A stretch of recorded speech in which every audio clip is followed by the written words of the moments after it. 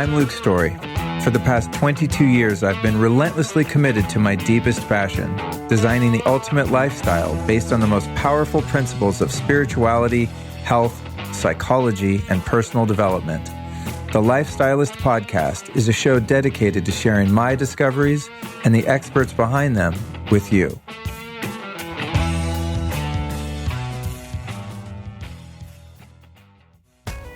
If you're into health, you know there's tons of companies that are slinging vitamins and supplements that supposedly give you energy to do things like, well, record a podcast or work out.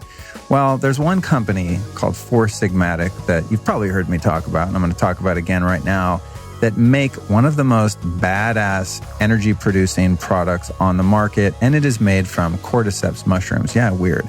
Now, it's made from mushrooms, but it doesn't taste like mushrooms. It gives you physical energy and endurance. Scientifically proven to do so.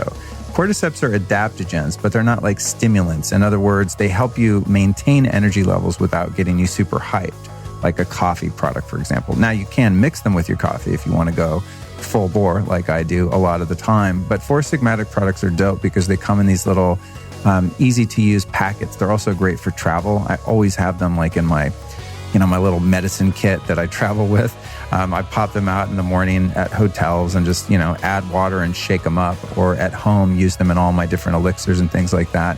They're just really easy to use and they're really potent and they also taste good. That's the thing with a lot of herbs and medicinal mushrooms, even the ones that work and are strong and legit, they're just kind of nasty and you have to be a real diehard to add them into your stack. And so what'll happen is oftentimes someone will say, cool, yeah, I want to use cordyceps. It really works. It's good for you. I feel awesome with it. But after like a week of that, it just tastes so nasty that you can't keep doing it. So that's what I love about Four Sigmatic. They've got the power-packed products, but they also taste really good and they're super easy to use. You don't have to lug around a giant jar of mushroom extract, essentially. So here's how you can get your little grubby hands on some of this stuff. Go to foursigmatic.com/Luke Story. That again is foursigmatic.com/Luke Story. And if you use the code Luke Story at checkout, you're going to save 15% off your order. My advice is, in this particular promo, try the cordyceps. It's amazing. After a long day of interviewing, editing, podcasting, making YouTube videos, doing whatever it is I'm doing with my life, I love to relax later on in the day or in the evening. And that's one of the reasons that I love Organifi Gold. This stuff is truly gold. It's got cinnamon, ginger, lemon balm, medicinal mushrooms, coconut milk, and more than anything, a super big serving of turmeric.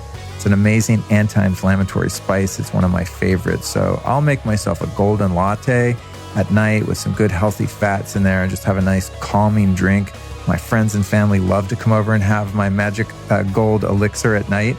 But I also have been doing it during the day. Just when I need to chill out, I'll make an Organifi drink elixir and I'll put it on ice. And it's actually really delicious that way too. Organifi Gold is the shiznit, guys. Real good stuff. So if you want to check it out, see, I'm trying not to swear as much on the podcast. That's where these weird words come from.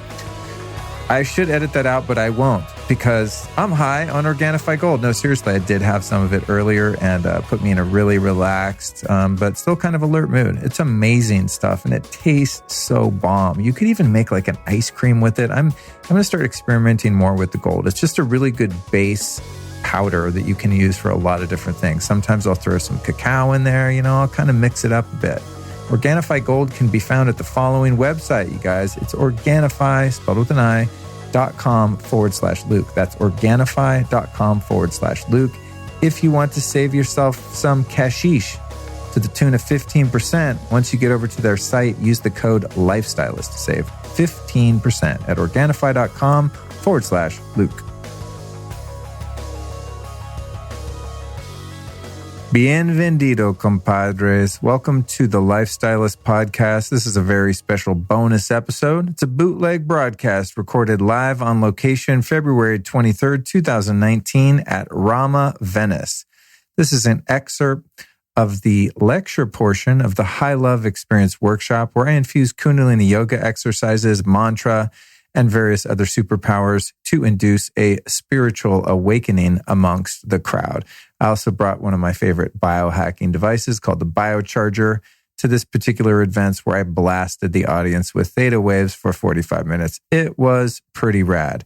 Super lit situation. Now, you guys know that I'm really into the biohacking, all the physical disciplines and practices, but without a spiritual experience in my life and perhaps in your life, none of that really matters in the final analysis, because life's true meaning is derived from discovering our higher selves and by serving a higher purpose. And that's what this particular talk is all about.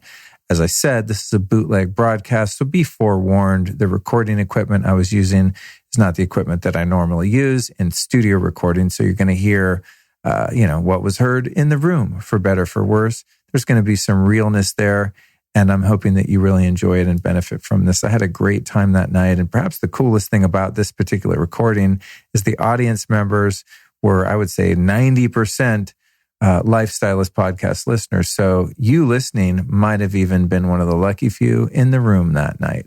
But before we jump into this bootleg broadcast, I'd like to invite you to come hang out with me in person. I'll be speaking at Rama Fest in Mallorca, Spain, July 19th through 21st. And then the following night, July 22nd, I will be presenting this very workshop, the High Love Experience, also at Rama in Mallorca, Spain.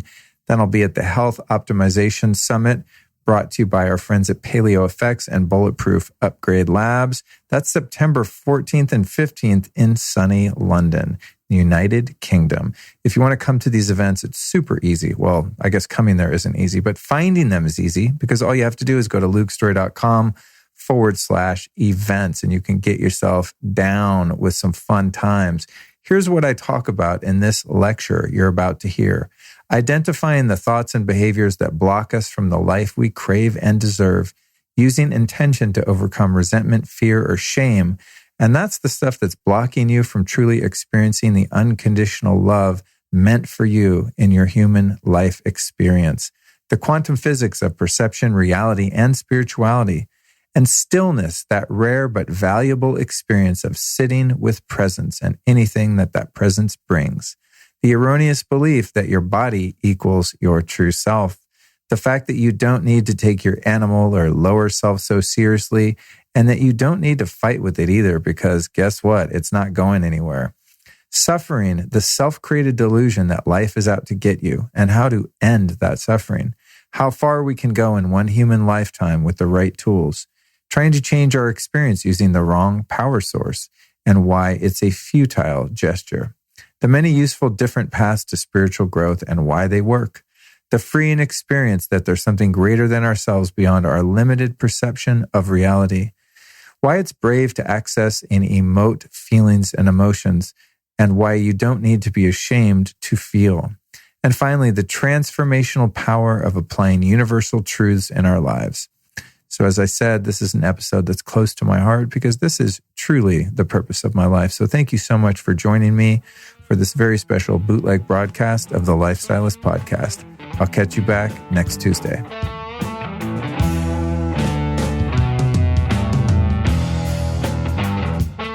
What we're doing here tonight is we're looking at some of the things that are blocking us from having the experience that we want in life, which is that unconditional love. And it's not a romantic love, although it could include that if that's what you desire.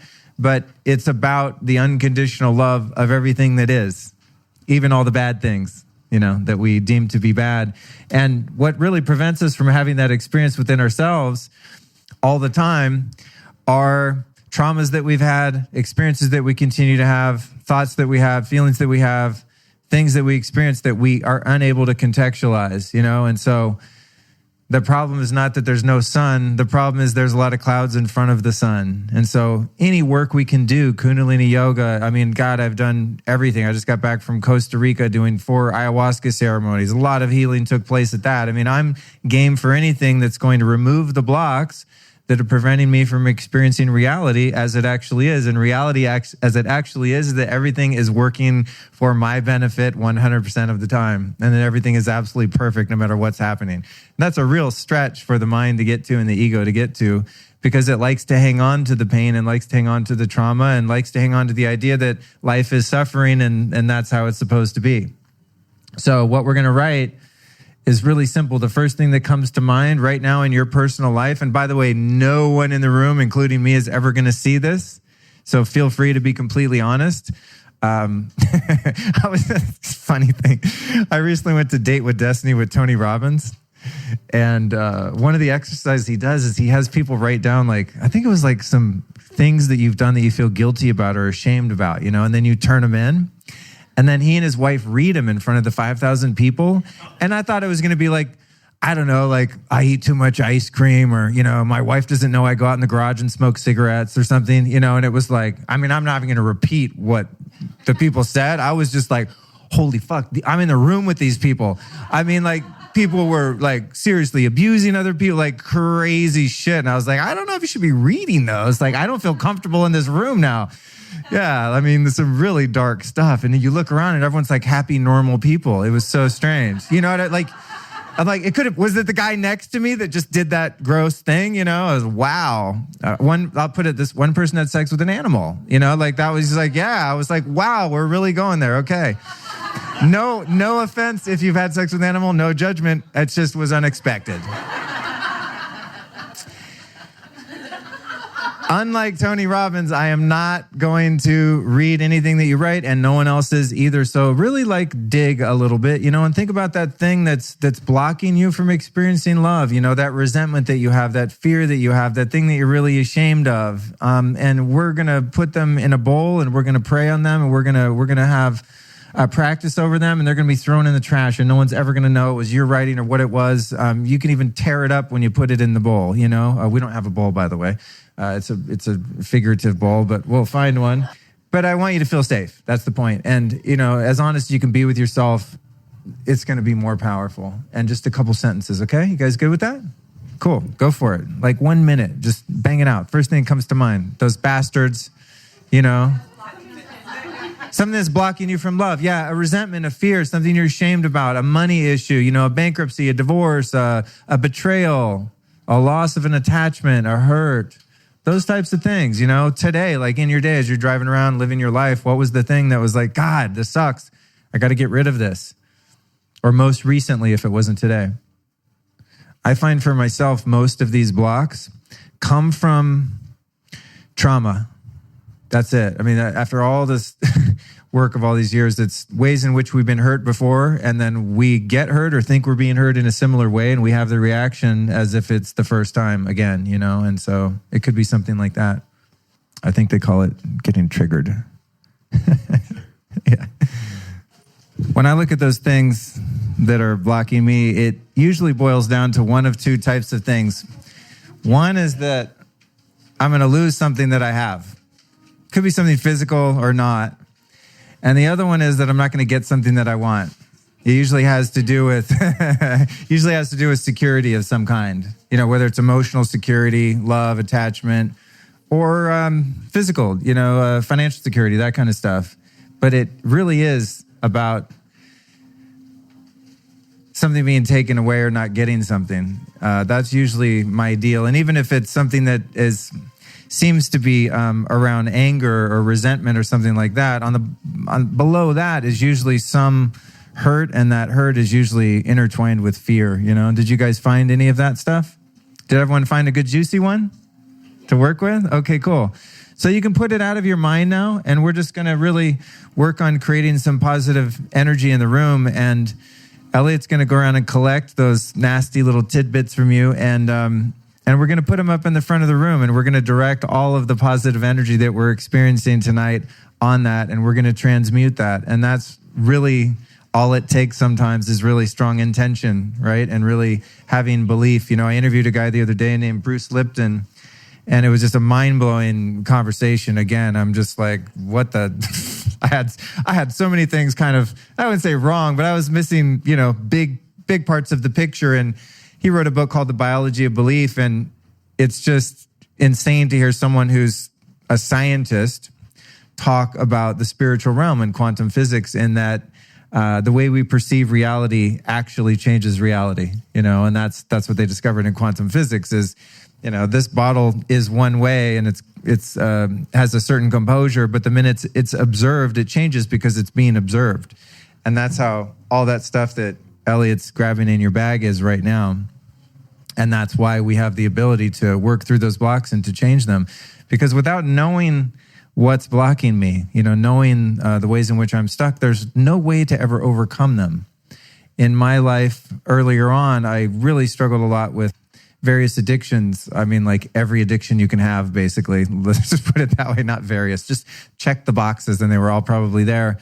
And, that was a result of me trying to change my reality in an exogenous way, taking something from outside and putting it in, because that's the only way that I could handle reality, because I didn't know the principles that we're going to be talking about and experiencing tonight, and that I'm sure so many of you are practicing, to have the ability to actually create reality based on beliefs and based on intention and feeling and based on one's attitude and one's basic fundamental understanding of metaphysics. Something beyond the physical world that exists that we can actually work with while we're embodied in the physical world as we are. So I'd like to talk a little bit about that. And if this comes out okay, it will be a podcast at some point, because that's what I do. I just turn everything into a podcast. Although I'm dating someone right now, and the other day she informed me that she doesn't like me turning her life into a podcast. So now I'm like, every time I'm about to say something, I go, wait, can I say that? Okay, yes, no, yeah. I'm very open, and I forget. I have like no boundaries publicly. If I think it's going to help people and help me to grow, I'll talk about it, even if I'm mortified sometimes. But, I have gotten feedback from my mom and various other people that are like, yeah, just because you're super public doesn't mean that everyone else is. So ixnay on the private life talk. Okay, so the great thing about doing talks like this is that I have absolutely no plan. And that makes it exhilarating for me, because I know that whatever comes up is going to be spontaneous. And if it's spontaneous, it's much more likely to be authentic. And if it's more likely to be authentic, it's more likely to have an impact on someone positively. And of course, that's my intention. And that's the intention I'm sure that you share by coming here tonight. But when you begin a talk like this, it's funny, because it's like walking into a room and there's a blank canvas, and you kind of have a paintbrush in the form of a voice, and you don't really know what's going to end up on that painting, and you just have to trust the process that there's going to be something that's appealing to someone, and that's really a fun experience to have. So thank you for sharing that moment with me, or this moment with me. Another thing that's really interesting about that particular phenomenon, where you're just not controlling and just allowing, is sometimes what feels appropriate is just to be for a moment. And there's also growth in that. It's nice sometimes just to feel a little stillness. It's so rare in our lives, especially city lives, I think, unless we have a real dedicated practice of meditation or whatever it is that we're using to arrive there.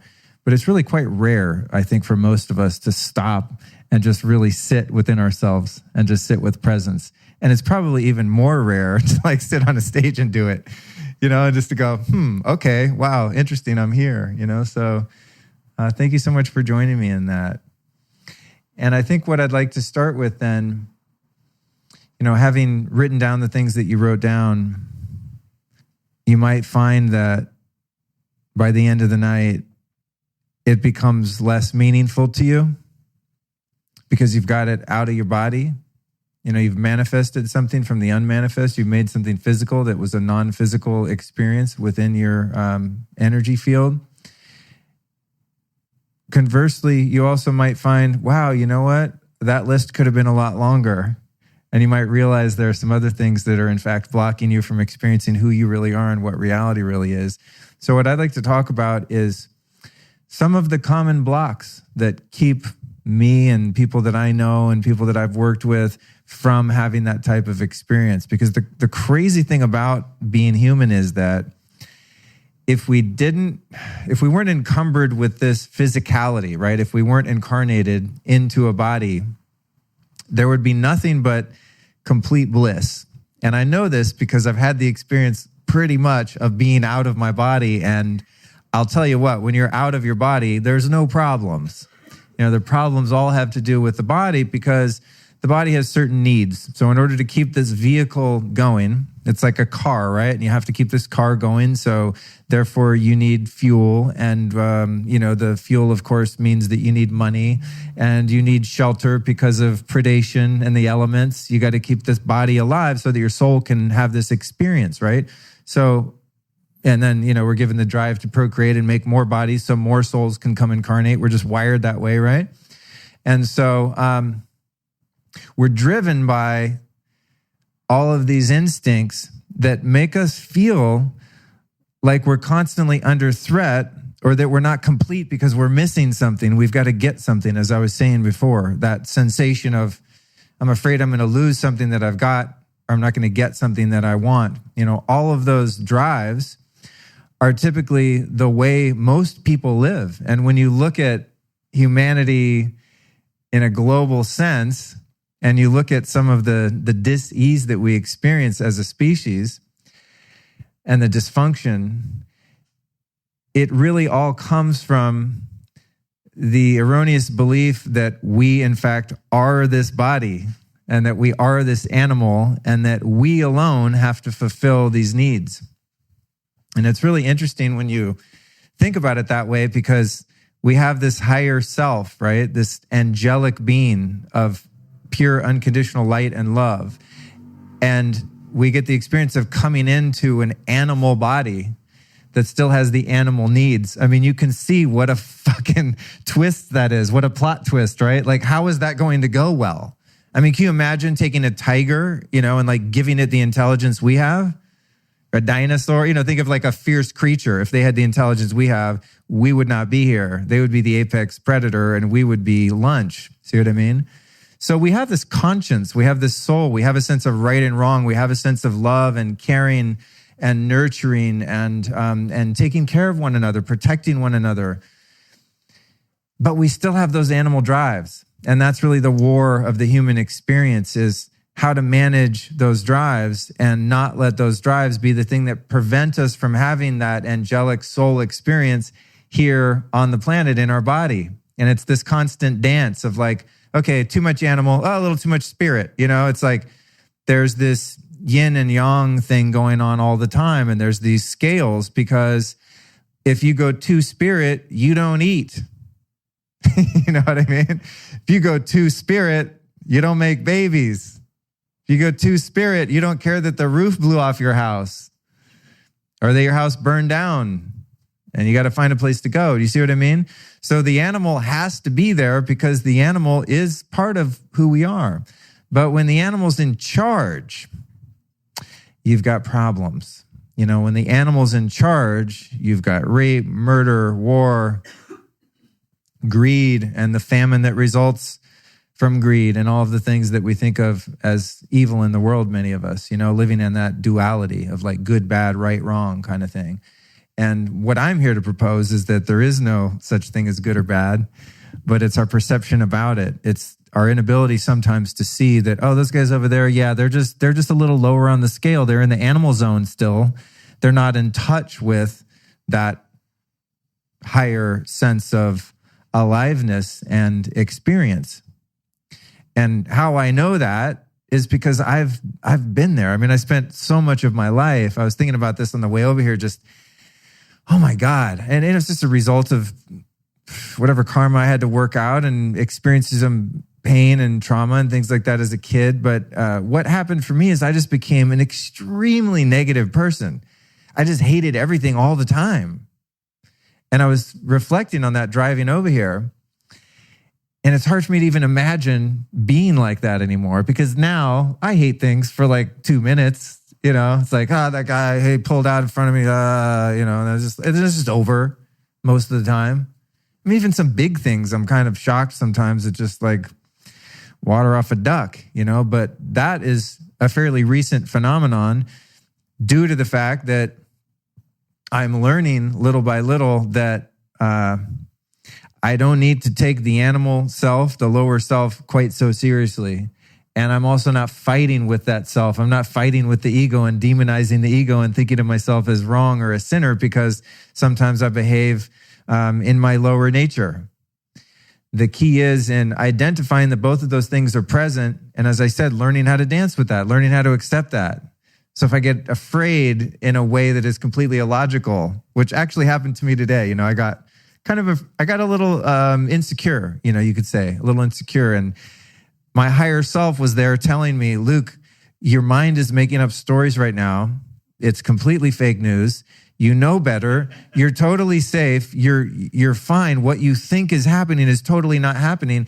But that animal, that little boy that was hurt, was still afraid. Without the ability to, through meditation and mindfulness and all these practices, without the ability to get outside of oneself and look kind of down on oneself, to have that ability to be have some introspection, right, and self-awareness, then how can you not just live in fear? And how can those fears not manifest as control over others or being threatened by others or whatever the case may be? There has to be an awareness that encompasses and includes and accepts and loves and venerates all sides of the human experience, from the angelic higher self soul that's incarnated in the body and the needs of the body and the way the body gets threatened.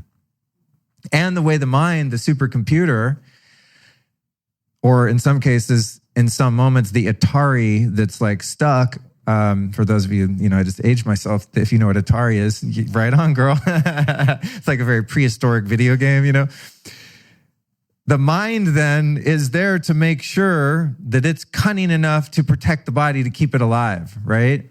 And this is where complex ideas of revenge and control and manipulation and all of these things happen. Those aren't the animal self. They aren't the ego. Those are the supercomputer of the mind that's getting signals from the body we're under threat, and it tries to figure out how to stop that threat or overcome the enemy or to recoil and retreat and hide, to become invisible, to freeze. Those are the reactions that the mind figures out. And sometimes it comes up with very complex scenarios and solutions that can be quite destructive to the carrier of that mind, the owner of that mind, and anyone in its wake. And that's what we get, that's what we get to witness on the darker side of the world, is a bunch of animals that are threatened that have this supercomputer that's so intelligent that it can create atomic bombs to teach them a fucking lesson, That's the potential of a misguided human mind that's under threat. So the key is, how do we live in an experience where we're able to find healthy ways to deal with threats, or more likely perceived threats, and to stay within the confines of actual reality, which is that we're safe and we're being cared for and we're being guided, and that there really is a divine intelligence that's running the whole show. And all of it, what we perceive as the dark and the evil, is all part of that show. It's all part of the experience. And without that contrast, we wouldn't have the experience that we're meant to have. And even when you look at the microcosm of your own life, I'm sure that many of you can look back at a situation in which you were deeply hurt or taken advantage of or abused or anything. I mean, think of some of the most horrific things that I've ever experienced. I'm able to see now, of course, retroactively, okay, I kind of see why that happened. Either I set myself up for it, or it was necessary for me to have that experience in order to have a deeper level of empathy and compassion for other people, and to have a deeper level of gratitude for my life, and to work my ass off to get out of those places and, being around the types of people that I used to be around. So what's interesting about it is, over time, you don't have to wait until 20 years later to look back and go, oh, okay, I kind of see the lesson there. The lesson can actually be unfolding in the moment as you're going through the experience. If one has the awareness that you're a spirit watching the phenomenon of the personality, the mind, the ego, the animal self, the lower self, watching all that happen and participating with it and working with it. That's when life gets really interesting, because then when you get triggered, you don't necessarily get trapped. You go, oh, I'm triggered. What's behind that? I mean, that's what happened to me this morning. I just went like, I just traced it back, and I was like, bingo, there it is.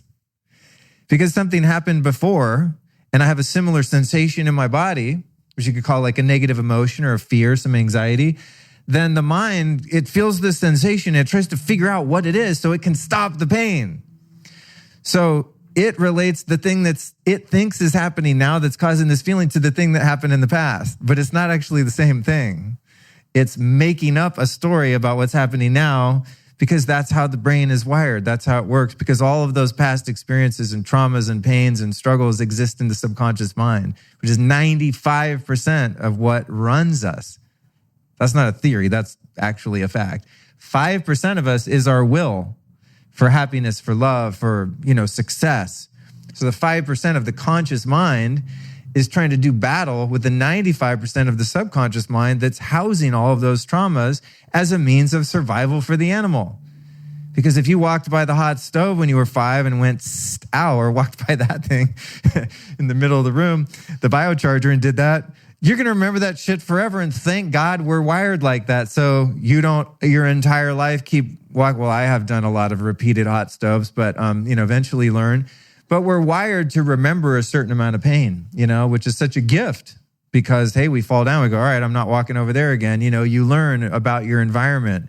You get proprioception, sort of spiritually speaking. You know your boundaries and your confines, and you know where it's safe and where it's not safe. And that's a gift. But when it works against us is when there's a threat to the emotional state and the heart closes and the mind jumps in and is like, I got this.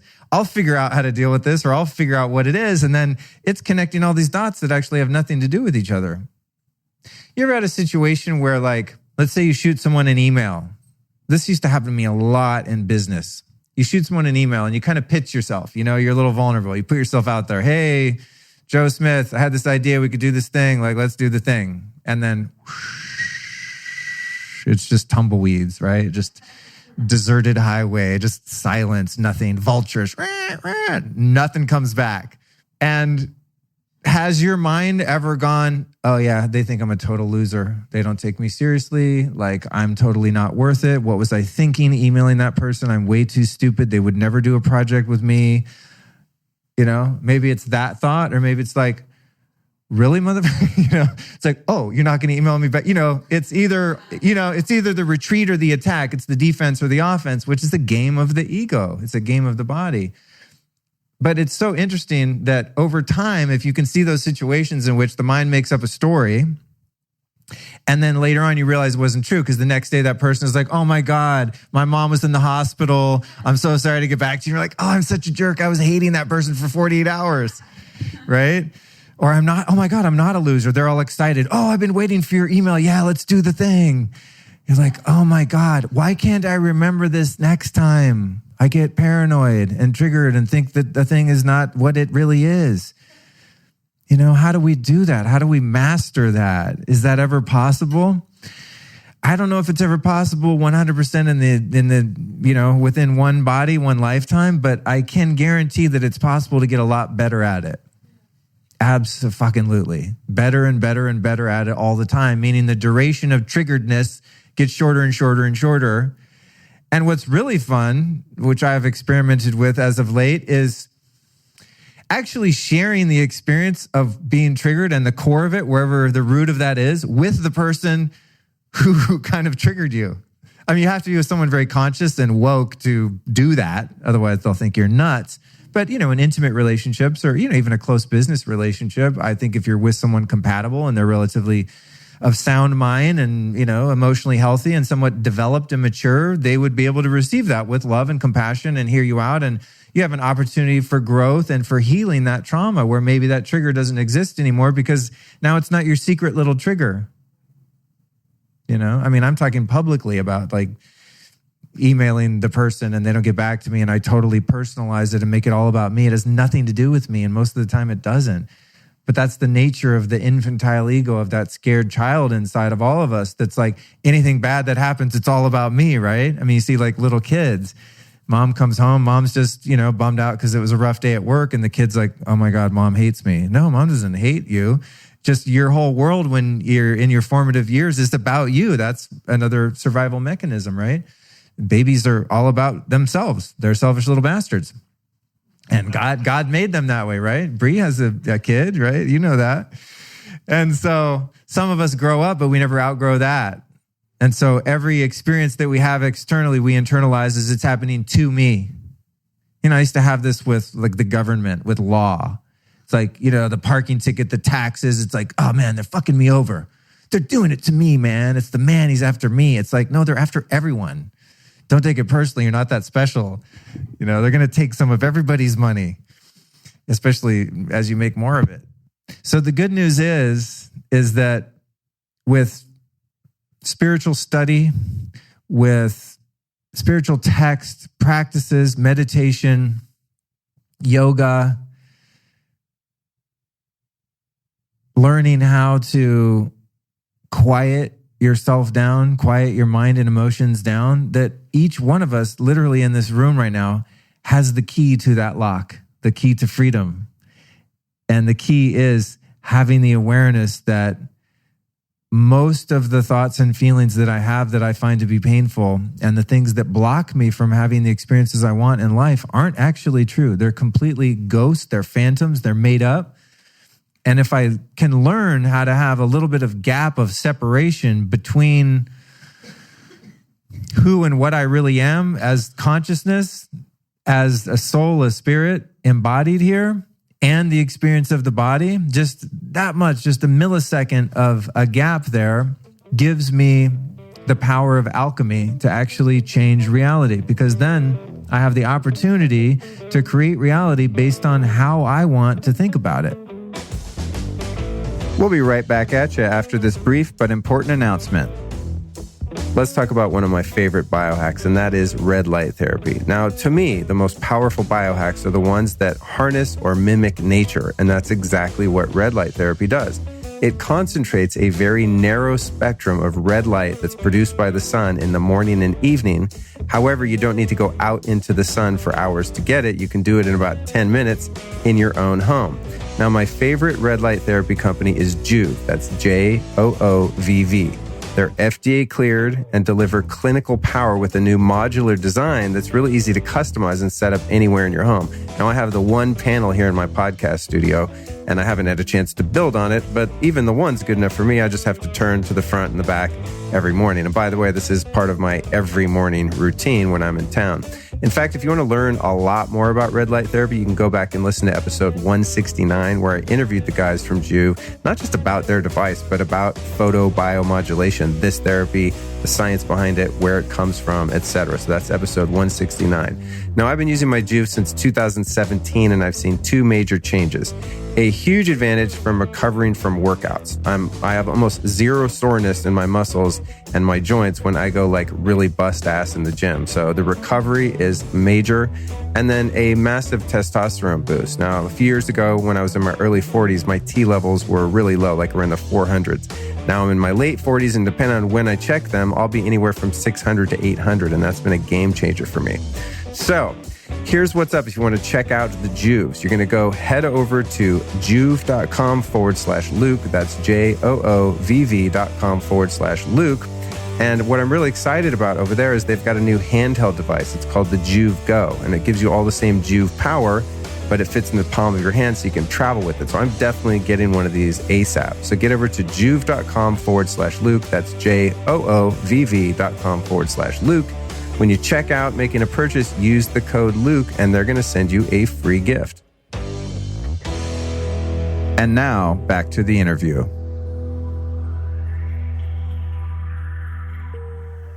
I mean, I say this quote all the time, and if, those of you that listen to my podcast, you're probably like, yeah, we know that one. But it's one I've been unpacking for 20 years. And it's just, every time I think of it, I go, yeah, whoa. And I find a deeper level of it. And it's this: there's no such thing as good or bad. Only thinking makes it so. And it sounds simple. And on one level, you're like, oh, yeah. It's about your attitude. You could say life is maybe 10% of what happens to you and 90% of your perception of it, and it kind of makes sense like that.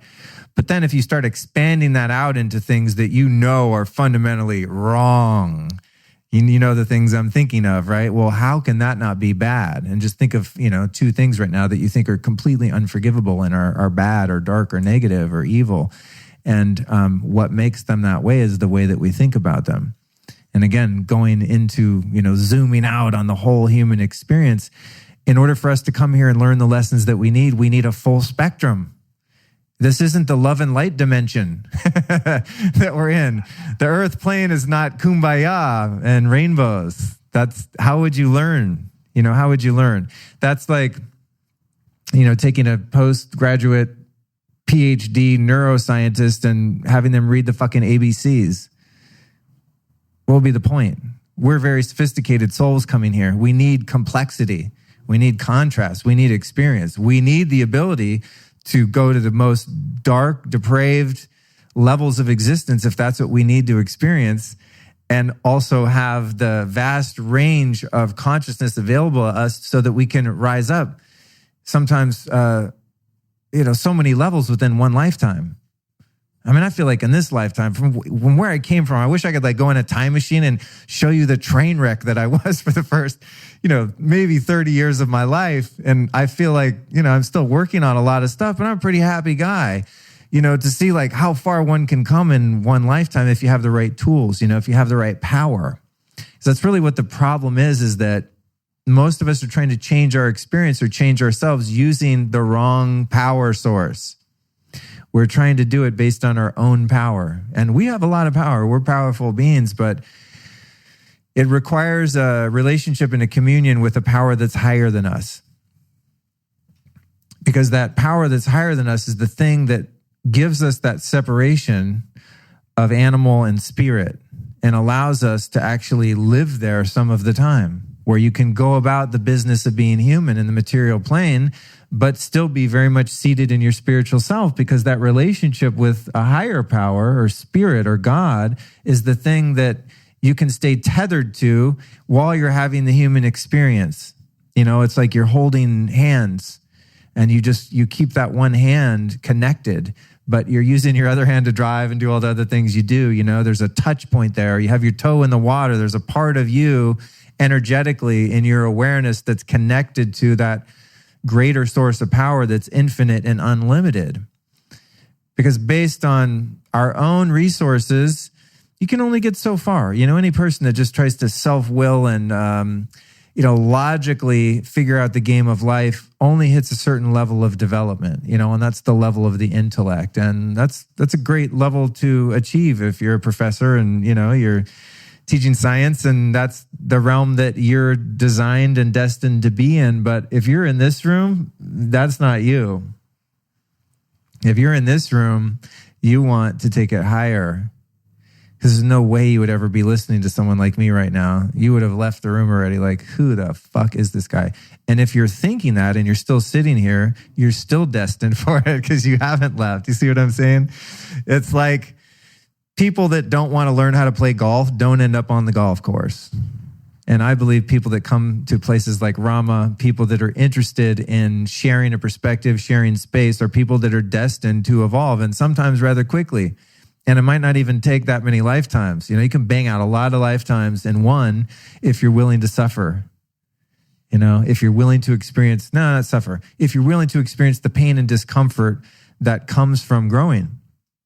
Growing is not the easy way out. That's not the easy life. The path of spiritual growth is, it's a rocky road. It's a rocky road. It's not the easy path. I think a lot of people have the perception of taking on these ideas and living a quote unquote spiritual life and building an awareness around things like God and ego and consciousness and all the things that we work on, and think, okay, so if I become spiritual, then I'm just going to be happy all the time and I won't have any problems, and that's not the way it is. Sometimes when you become deeply committed to your spiritual path, that's when the real challenges show up. Why? Because now you can handle that shit. Because now you have a connection to something greater than yourself. Something more infinitely intelligent, loving, and powerful than just you alone. And now you've got a partner, you've got a partner in your relationship with God, whatever that means to you. And then you'll find as you start to build that relationship that the people around you are walking that path too. I mean, every single person in my life is devoted to spiritual growth, whatever that looks like for them. Whatever faith, whatever practices. I mean, we all kind of are into the same shit. The gods of spring water or whatever. But nature is a big one for me. I get out in nature and I'm like, this is not an accident, right? I mean, you watch animals in the wild. I mean, you just watch the Nature Channel and you're like, there's a God. To me, that's the thing. And then I look at all the 9 lives. When I was just in Costa Rica, I was in a car crash. And to me, it was like, nope. And I'm not trying to be tough. This is just the truth. It was not a big deal. Like, we're driving. I look over the driver and I see the roads going that way. And he's like, do, do, do, do, do, do. And he just goes, and just runs off the road. We turn on the side. I'm like, we're fucking flipping. Now we're upside down. We're upside down. And the thing, if you ever turn upside down, I got to warn you, you got to be careful when you let yourself out of the seatbelt. Because you're like, I got to get out of here because you think car's going to blow up like it does in the movies, which rarely happens, by the way. But when you undo the seatbelt, you're upside down. So you go bonk and you hit your head on the roof, which is what happened. It kind of tweaked my neck. But I got out and I'm just like, wow, man, thank God nobody's dead. There's, a couple bruises, a little bit of blood. But, considering we just flipped a car on the side of the road, we were doing pretty well. And it was so fun to have, trust me, I wouldn't, pick that again, but it was fun to have the experience to see different people's reactions and how their nervous system and how their animal freaked out versus others. Me and a couple other people were like, it's what it is, whatever, cool, let's go get some lunch. No big. And some people were really traumatized, And it was a lesson in a number of different things. One, in that you had an arbitrary, very neutral experience. It's not good or bad. It's just some human meat suits are inside this metal thing, and the metal thing turned a different way than it's supposed to be. You could look at it that way. You don't even have to label it like an accident, a wreck, a crash. It's just, a metal thing is now the other way. And some people inside were shaking around when it turned the other way, okay? So there's that lesson. It's just we're okay. We just can have a different attitude about this and just be grateful. And the other one is that that we're being guided and protected all the time, even when something bad happens. And if that was the day that I was supposed to check out of this meat suit and go off into the ethers and pop back in another one somewhere, whatever the hell happens when you leave this one, then that would have been what was meant to be also. Do you see what I mean? And I have to trust at a depth that is very unnatural, I think, for a human. There is a love there, a universal love that's present, and that if it was my time to go, then I would have gone, and clearly it wasn't, because here I am, And to start to think about things that way is very freeing, That's what I'm really after here, and that's what I want to share with you guys, is the freedom to experience life how we want to experience it. It's free to know that there's an intelligence there that can be trusted, something that I can relate to, that I can talk to, that I can pray to, that is so much bigger than my problems of minutia in the human experience. And that's the connection to that power and that intuition and that divine guidance that enables us to remove those clouds that are blocking the sun, blocking the spirit. That's the thing that's let's maybe leave that alone. Maybe it's smoking cigarettes. Maybe it's a relationship that's not serving you. Maybe it's, being on Instagram too much. Whatever your poison is, that's where the awareness comes from, is the ability to use that intelligence to see oneself and one's behavior in ways in which one is becoming stuck, and not only to be able to see it and have that awareness, but actually have the power to change it, to go, whoa, not serving me, I'm out, I'm done, I'm going a different direction. That's real power. That's personal power. That's where you really get to direct your life. But it's not just you directing your life with some feeble attempt at, wrestling yourself away from negative habits. You're actually backed by infinite power, where you make a decision, hey, I'm going this way. I'm ready to grow. I'm willing to go here. And you surrender into that power, and then that hand that you've been holding gives you the pull up, gives you the boost that you need, and you're through it. And you're going, holy shit, how did I get through that? A little car crash, whatever, not a big deal. But let's try on divorce, illness, death, etc. It's how we do anything is how we do everything. So if my nervous system freaks out over a parking ticket, I'm really going to lose my shit on a breakup. So perhaps I can build the practice of seeing the animal threat and the mind dumbass solution to the parking ticket, which would be like, hey, lady, run up being that guy. I don't think I've ever done that, but I'm not above that, but I see it happen a lot. That gap of separation there, that, it can be untrained and unlearned, that I'm okay. That was $68. Like, okay, am I really going to die because of $68? No. What I'm going to do is I'm going to park better. Enough of those. Then there's the breakup, the big talk. I really don't think this is working out. Oh, shit. this is like 25 parking tickets in 1 second. But I've done the parking ticket thing, you know? I've opened the mail. It says IRS or whatever, you know. What's that thing it says? It doesn't say IRS. It's some other name they have for taking your money. You know, it's that letter. You open up the mailbox and it's like, that's never good news. It's never like, hey, guess what? We're giving you 20 grand. It's always like, the thing you filed. It's always some hassle from the man. Enough of those envelopes being opened, you know, maybe now I can handle the totaled car. Maybe I can handle, you know, found out we have mold in the apartment or, you know, whatever. Like the big life things that actually matter. It's to build up that resilience. And that's one of the reasons that I really love Kundalini yoga, man. That shit builds up your nervous system. It really, really does. You know, those things where you're holding your arms up and you're breathing and you're like, God, I hate this. I'm so uncomfortable. And your will, you know, your spiritual will pulls you through, or whatever your practice is, you know, your 20 minutes a day that you meditate or whatever, you know, that you don't feel like doing because everything in you says this isn't important and you do it anyway. You know, that spiritual will of our higher self, not just to find relief from our problems and our pain, not to do spiritual practices anymore just as a pill to fix me, but to really have the intention to ascend so that even when life gets painful, I don't have to suffer as a result of that pain. I can just go, okay, pain, do your thing. Here we are. Oh, I'm going to cry right now? Cool. Bring it on. Let's go. I'm supposed to be a tough man. Okay, I'm not tough. Cry. I cried today. It was great. It was terrifying because there was someone watching. But I felt so relieved afterward. And you know what? In terms of like being a man, whatever that means, I actually felt stronger because it was a very courageous thing to do. It was weird. It's brave for a guy to access emotion. You know, we're trained to not do that. And when you train guys to not do that, you get a lot of mean guys, you know, when we don't have a way to channel and express those things. So it's funny. Remember when I used the analogy in the beginning of like, you start to talk and you have no plan whatsoever and there's a blank canvas?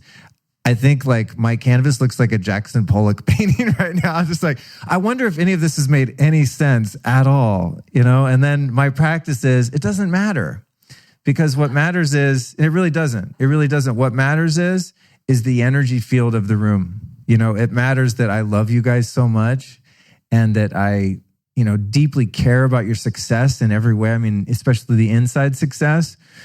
And I know that I have a passion for understanding the human experience and sharing whatever I'm finding, any little nugget that I come across, you know, that I can share with someone. Because I found, you know, my friend Elliot's a great example. We've been road dogs for years now. And anything I find, I'm like, dude, try this. And he does it, you know? And we experiment like that. And now he has a beautiful life. And this guy's come so far, not because of me, just because I find something that works, a discovery, you know, and share it. And if somebody relates to whatever that discovery is, and then they internalize it and practice that principle and actually use it, the transformation happens to them too. Because what we're talking about here is just universal principles, universal truths. You know, an axiom, a truth that's just was true for all time and will be true of all time. Not to say that every single thing I said tonight was true, but there were spiritual truths sprinkled in with some personality, right? And the spiritual truths work for everyone across the board, no matter what. No matter when you do it, no matter who you are, there's transformation in applying truth. Because truth is synonymous with love, is synonymous with God. And so anytime we can access a truth and not take it in intellectually and learn it in terms of, you know, having more knowledge, because more knowledge does nothing, but to take it in with enough intellectual understanding that you kind of get the mechanics of it. Say it's a way of praying or a way of breathing or a way of contextualizing experiences in your life, as I've been describing, that when you hear it spoken and you feel the energy and the enthusiasm and the love and the authenticity behind it, and then you resonate with that, and then you take it inside and you use it, now that shit is yours. Now you have the transformation because you're seizing a spiritual principle, a truth that's universal and is here for everyone, and it's free. I mean, it wasn't free to get in here tonight for most of you, but after this, it's free to use the principles that you might take away. And that's the beauty of spiritual principles. And I think that's why I've just been obsessed with them for so long, you know, and the underlying principle here tonight, of course, is love, which I think is the most potent of all principles, of all truths, because it really is what makes the universe alive. It's the only thing really when it boils down to being a human that makes this fucking fight worth it, is when we have those brief glimpses of love for others, for self, and for the experience of being human. You know, when you're in that painful place and you have a moment where you go, this is actually okay. I'm okay with this. This is just pain. You ever had that moment? Has anyone ever had that? Like, raise your hand. Where you're going, wow, this really hurts and it's okay. You know, it's like, how many of our whole lives do we spend running from just an uncomfortable feeling you have in your body? When if you can just have the bravery and determination to have fully experienced it, it's only going to last for a few seconds in most cases. And then you might get another wave if it's a big one, you know, a death or something like that. I don't want to minimize human pain, but all pain can be overcome through awareness and through the practice of true spiritual principles, because then we can have the experience of knowing that it's for our benefit that we're having that experience, even if it's really painful and uncomfortable. And all of that is possible just by learning a few basic principles and applying them to your life. But it doesn't work from getting the head knowledge. I mean, how many self-help books have we all read, right? Oh, this is fascinating. Oh, yeah, I'm going to do that. Yeah, great. And you put the goddamn book down. It's just like, what did it say? What? No, I'm still pissed at that guy, you know, or whatever it is. No, I still need a raise. Like, you know, where's the book now? The book, if it's worth its salt, is meant to be applied. You know, coming to hear someone talk is great. And sometimes it's soothing for me. Like, I go see an Eckhart Tolle or something like that. I'm still calling him Tolle, even though like he came out as Toll eventually. I just don't like Toll. I like Tolle. What can I say? I'm just sticking with it. I know it's wrong, but it just has a nicer ring to it. But you go here, you know, or I listen to the Ram Dass podcast all the time, and I'm just like, oh my God, this feels amazing. But then that's only for that moment. You know, how am I going to take a Ram Dass lesson or a Eckhart Tolle lesson and use it in my life next time my ego is beating the shit out of me? Next time I'm comparing myself with someone else. Next time I resent someone else. Next time I cow down before someone that I'm threatened by. Or next time I try to overcome and intimidate and threaten someone that I want to control. You know, all of those animal lower state behaviors. Where's the book now? Where's the teacher now? You know, I have to learn, and we all have to learn if we're on this path, how to take the teachings and the principles and apply them to our own lives. And then what happens is the most miraculous thing is that those things become your character. And to be the witness of your own integrity coming to fruition, I think is the greatest gift that we have. You know, to see that the work you've been doing actually changed you. I mean, I have a lot of quirks still, okay, I'll be honest. But one thing I can say about myself is I'm impeccably honest. Like, I just tell the truth. Like, I literally do not lie ever about anything. That might sound crazy if you're still a liar, like I was most of my life. You're like, no fucking way. He's lying right now. At least that I'm consciously aware of, okay? I used to be a thief.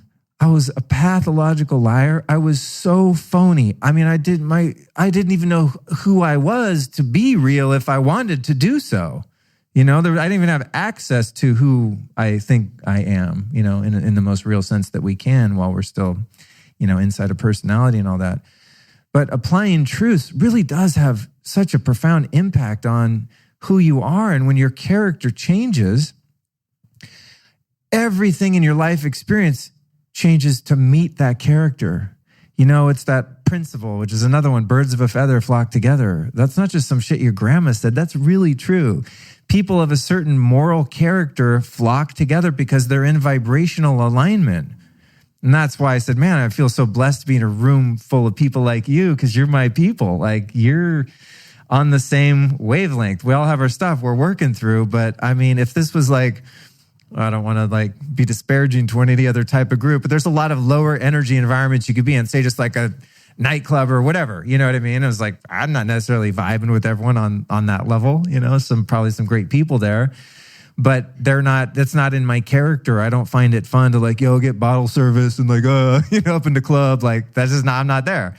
no judgment. It's a different vibration, So whatever character that I've been building doesn't find any of that appealing anymore, although it once did, of course. But to apply truths and really see this foundation of who you can become based on the power of God and the power of truth, the truths that are delivered here through other people as messengers from God, where they have an epiphany that says, I think reality's like this, ... If you do this, you get this result. And they teach that, people practice it, they go, I'll be damned, that actually worked. If you're honest, people are more honest with you. Who would have thunk? You're around people of higher value and integrity that are more trustworthy and more loyal because you've created that within yourself and you're resonant with that. And then every once in a while, a complete asshole shows up just to test you. And then you get to test your forgiveness and your compassion, They're still there too. But that's the good news, you guys, is that, we all have the ability to learn a truth and then internalize it and start to use it in our life to practice it. And then we have the experience of true change, and you get to watch the change happen. And the only bad news about that process is that we're the last ones to know. Because if you're on a spiritual path, you're always looking at the thing that you need to work on, right? You're like, oh God, I still get jealous sometimes. Oh God, I'm such a jerk. I can't believe I haven't overcome that. Meanwhile, you used to rob people, right? And your friends are like, dog, wow, man, you're doing great. You don't rob people anymore. And you're like, yeah, but I still get kind of jealous every once in a while. It's like, dude, you're cool. Just go with that. You see what I'm saying? That's the thing. We're always looking at the pile of coal in front of us to shovel and, ignoring that we have, mountains of it over the past however many years we've been working on ourselves. So that's kind of the challenge there, is to give oneself some love and some credit without being prideful about it, hopefully.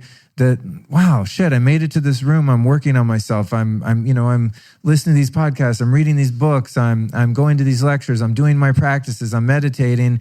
I'm applying this stuff and I'm making progress. I'm changing. I'm being changed by that power that's available to us, and not becoming arrogant and complacent and I've changed enough. I'm good. Now I just want to get rich. Keep going, but give credit where credit's due. And I think that's finding that balance of humility where you're like, cool, wow, I've really come a long way. I'm pretty awesome.